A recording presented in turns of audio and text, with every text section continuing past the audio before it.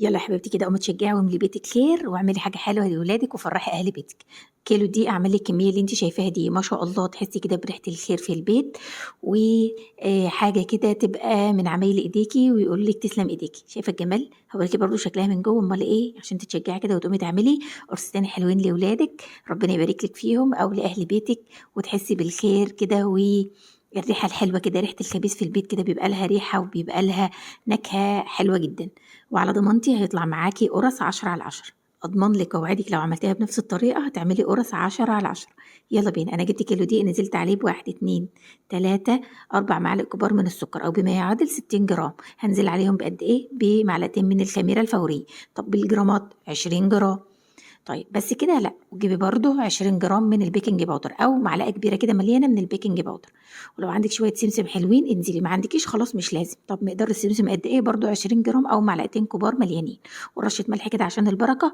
وقلبي كل الحاجات دي كلها مع بعضها. ولو عندك بقى ماده دهنيه سمنه او زيت وسمنه مفيش مشكله، انا كان عندي سمنه فهستخدم سمنه. نزلت بقى بكل المكونات اللي خلطناها دي كلها مع بعضها في العجانه، وهبدا احط الكف عشان ادمج السمنه الحلوه بتاعتي اللي هي بدرجه حراره المطبخ مع الدقيق ده.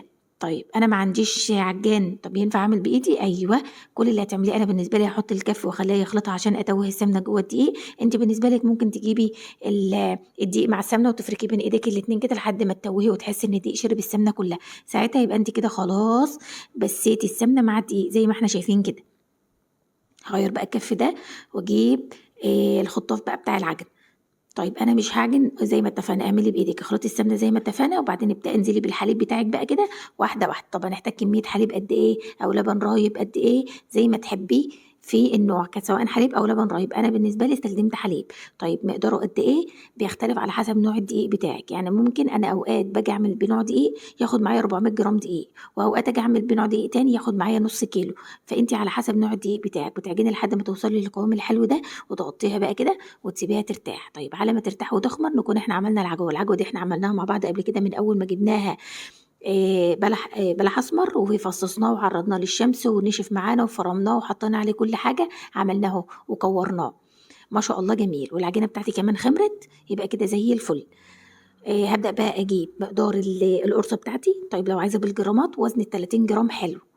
تبدأي بقى تجيبي تاخدي قطعة كده من العجينة بتاعتك، وتدي لها تبريمة كده حلوة كده على الرخامة علشان تنعم معاكي وتبقى جميلة. وبعدين تاخدي كرة من العجوة اللي احنا عملناها وتديها تبطيطة خفيفة كده، وتبدأي تقفلي عليها بالعجينة. هعمل معاكي واحدة تانية اهي. عملت خدت قطعة عجينة وعملت عشان تنعم معايا بالشكل ده، وبعدين قلبتها وضغطتها بالشكل ده كده، وجبت واحدة كرة من العجوة وهبدأ اقفلها بالشكل ده. طب ايه السبب ان انا بعمل كده للعجوة؟ علشان لما اجي ابطط القرصة بتاعتي العجوة ما تخرجش من مرة واحدة كده من العجينة، لا بالعكس تفضل القرصة شكلها حلو. يبقى أنا باخد قطعة من العجين بديها تبريمة كده أو لفة كده بكورها على الرخامة، وبعدين باخد كرة من العجوة وابدأ أبططها تبطيطة خفيفة كده، اضغط عليها بصوابعك بس، وبعدين أقفلها بالشكل ده. هعمل معاكم كمان واحدة أهي تنعم معايا بالشكل ده. اقلبها واديها كام ضغطه كده، واجيب كوره من العجوه واضغط عليها كام ضغطه كده واحطها واقفل عليها بالشكل ده. هخلص الكميه كلها بنفس هذا الشكل، بس طبعا هغطيها.